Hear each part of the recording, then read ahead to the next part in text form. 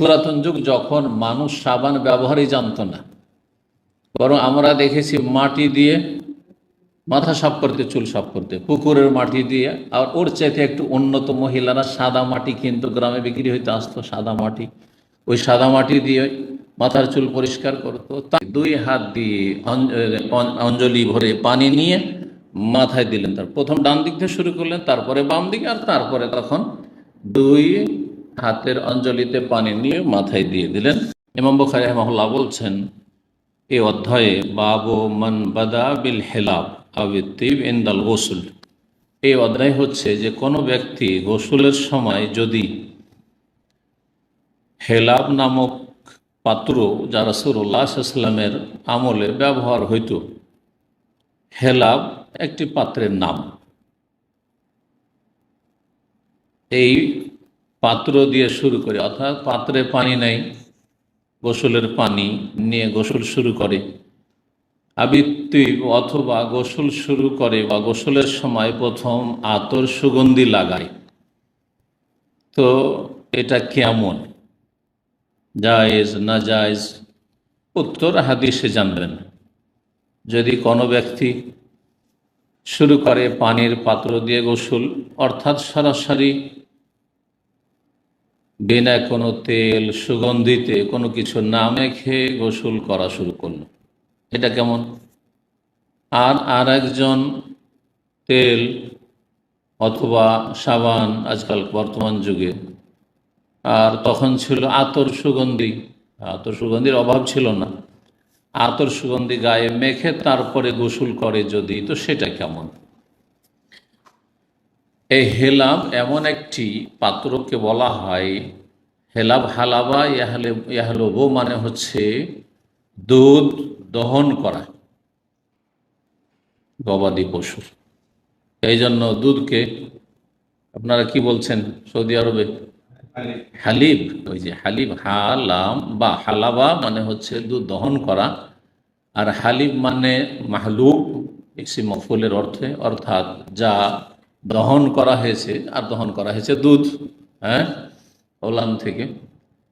আর হেলাব মানে মা ইউহলাবু ফিহি, মানে এমন পাত্র যাতে দুধ দহন করে রাখা হয় বা দুধ দহন করা হয়। পাত্র ধরে থাকে, দেখেছেন দুধ দইতে? নিজেরা দুয়েছেন কেউ? দুধ দোয়াননি, মানে দিয়েছেন শুধু, মানে কেউ এমন নেই যে দুধ দিয়েছেন? কে দুধ দিয়েছে দেখি হাত?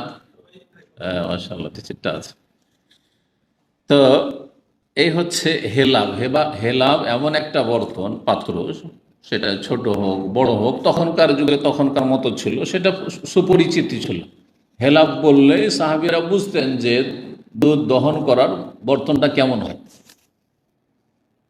এখন যার যেমন ইচ্ছে তাতে দুধ দহন করছে, কিন্তু তখন একটা বিশেষ পাত্র ছিল যেটাতে দুধ দহন করা হইতো, সবাই জানতো।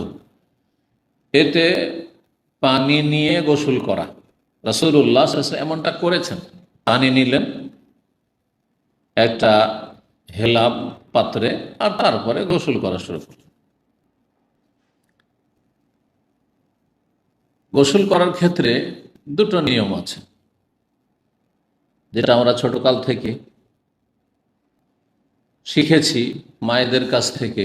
এটা আগে আমাদেরকে তেল মাখিয়ে দেওয়া হইতো আমাদের যুগে, এখন সব তো আপনারা অল্প বয়সের সব, কিন্তু কারো কি এরকম মনে আছে যে এক সময় আগে তেল মেখে নিত, সরিষার তেল, বিশেষ করে সরিষার তেল মেখে গায়ে মাথায় সরিষার তেল মেখে নিল জুত করে, আর তারপরে গোসল করলো? করতো না? করতো না? এ বড় রহস্য ছিল, কারণ তেল মাখা থাকলে পানিটা সরাসরি গায়ে শোষণ করবে না, যার ফলে ওতে সর্দি কাশি লাগার সম্ভাবনা কম।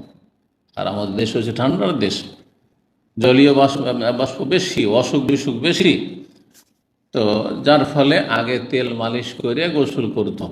সাবানের ব্যবস্থা ছিল না। আর সপ্তাহে, আর যাদের প্রথম আমাদের চোখের সামনে, আমরা মানে একটা যুগের মানুষ, বিশেষ করে আমি নিজেকে বলি যে আমরা পুরাতন যুগ পেয়েছি, নতুন যুগ পেয়েছি। পুরাতন যুগ যখন মানুষ সাবান ব্যবহারই জানতো না, বরং আমরা দেখেছি মাটি দিয়ে মাথা সাফ করতে, চুল সাফ করতে পুকুরের মাটি দিয়ে। আর ওর চাইতে একটু উন্নত মহিলারা সাদা মাটি কিন্তু গ্রামে বিক্রি হইতে আসতো, সাদা মাটি, ওই সাদা মাটি দিয়ে মাথার চুল পরিষ্কার করতো। তারপরে সাবানের যুগ আসলো, যেই যুগে এমনটা ছিল যে সাবানের ব্যবহারটা সাধারণত ছিলই না, আর থাকলে সপ্তাহে একদিন, কেউ জুমার দিন সাবান ব্যবহার করতো, এমন না যে ডেলি ডেলি সাবান গায়ে। তখন তেল মেখে গোসল করতো লোকেরা। রাসূলুল্লাহ সাল্লাল্লাহু আলাইহি ওয়াসাল্লাম আমলে ছিল এটি। তেল থাক, অথবা তেলের উত্তম বিকল্প হচ্ছে যে তেলেরও কাজ হলো আর সুগন্ধিও হইল। আতর সুগন্ধি গায়ে মেখে তেলের মতো করে মাথায়, চেহারায়, শরীরে মেখে, আর যে জায়গাগুলিতে গন্ধ ছড়া, যেমন বগলে গন্ধ বেশি হয়, যে জায়গাগুলো ঢাকা, ঘামে বেশি, সেই জায়গাগুলিতে গন্ধ বেশি হয় শরীরের, ওই জায়গাগুলোতে লাগিয়ে আর তারপরে গোসল করা। এটা হচ্ছে বাদাবিত্তিব, সুগন্ধি দিয়ে শুরু করা। কেউ যদি আগে তেল মাখে পরে গোসল করে, এটা কেমন? আবার কেউ যদি আগে তেল না মাখে, আগে পানি দিয়ে গোসল করে নাই, তারপরে তেল মাখে, আতর সুগন্ধি মাখে, ওইটা কেমন? এটা হচ্ছে এই অধ্যায়ের উদ্দেশ্য।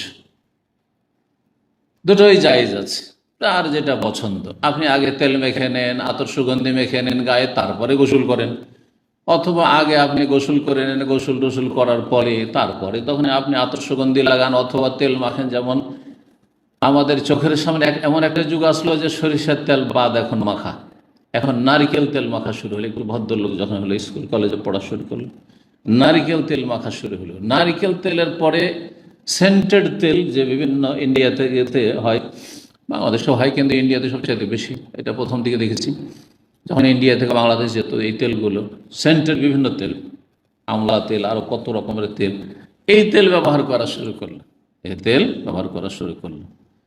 তো 1400 বছর আগে আতর সুগন্ধি মাখতো গোসলের আগে বা পরে, আর এখন এক শ্রেণীর মহিলারা, পুরুষরা কি করে?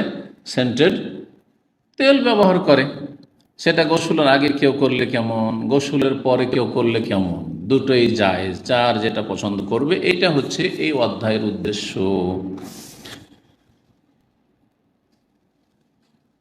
বলছেন মা আয়েশা রাদিয়াল্লাহু তাআলা আনহা বর্ণনাকারী, তিনি এই হাদিসের কালাত কানান নবী সাল্লাল্লাহু আলাইহি ওয়াসাল্লাম ইযা ইগতাসালা মিনাল জানাবাতি, নবী সাল্লাল্লাহু আলাইহি ওয়াসাল্লাম যখন জানাবাতের ফরজ গোসল করতেন, গত সপ্তাহে বলি জানাবাতের গোসল, স্বপ্নদোষের কারণে যে গোসল ফরজ হয় সেটাকে জানাবাত বলা হয়, বা মানুষ যে নাপাক হয় ওই ব্যক্তিকে জনুব বলা হয়, ওয়ালা জুনুবান ইল্লা আবিরি সাবিল।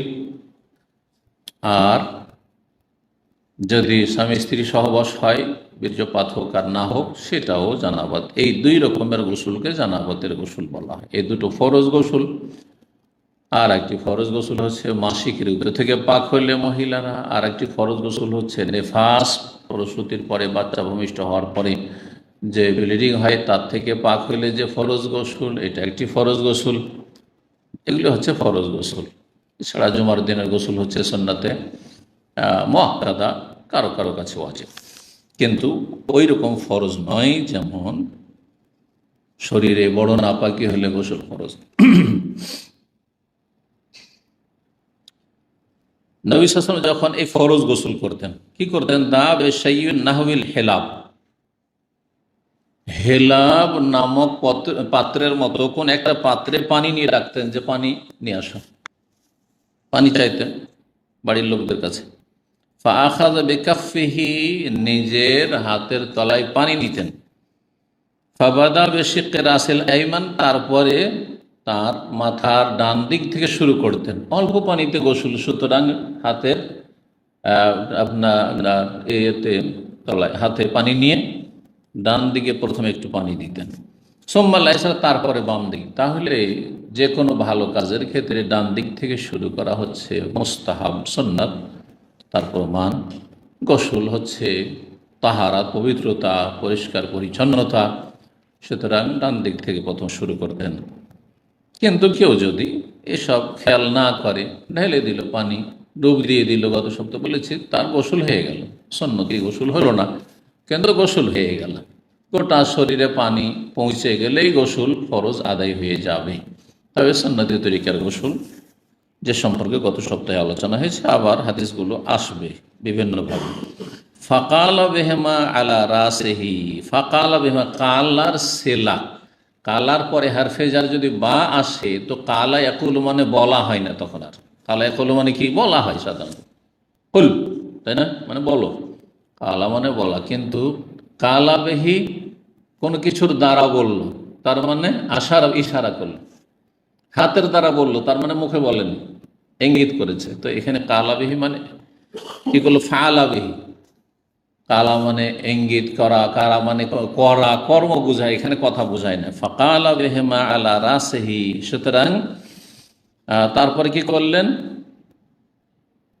দুই হাত দিয়ে পানি, ফাফালা বেহেমা, কালা মানে আলা রাসেহি, দুই হাত দিয়ে অঞ্জলি ভরে পানি নিয়ে মাথায় দিলেন। তার প্রথম ডান দিক থেকে শুরু করলেন, তারপরে বাম দিকে, আর তারপরে তখন দুই হাতের অঞ্জলিতে পানি নিয়ে মাথায় দিয়ে দিলেন। এইভাবে গোটা শরীরে ধীরে ধীরে পানি পৌঁছে গেল, আর গোটা শরীরে ঘষা দিলেন। ঘষা দিয়ে গোসল করা, তাহলে অল্প পানিতে গোসল হতে পারে, কিন্তু ঢালতেই যদি থাকেন তাহলে 10 লিটারও ঢালা অনেক সময় হয়ে যাবে, গোটা শরীরে হয়তো পানি পৌঁছেনি। এই হাদিস দ্বারা কি বোঝা গেল, যে রাসূলুল্লাহ সাল্লাল্লাহু আলাইহি ওয়াসাল্লাম প্রথম পানি দিয়ে গোসল শুরু করেছেন, কখনো কখনো হেলাম নামক পাত্রে পানি নিয়েছেন, পানি দিয়ে গোসল শুরু করেছেন, তাহলে আতর সুগন্ধি তেল আগে ব্যবহার করেননি। এটার প্রমাণ পাওয়া গেল। অধ্যায়ে দুটো দিক আছে।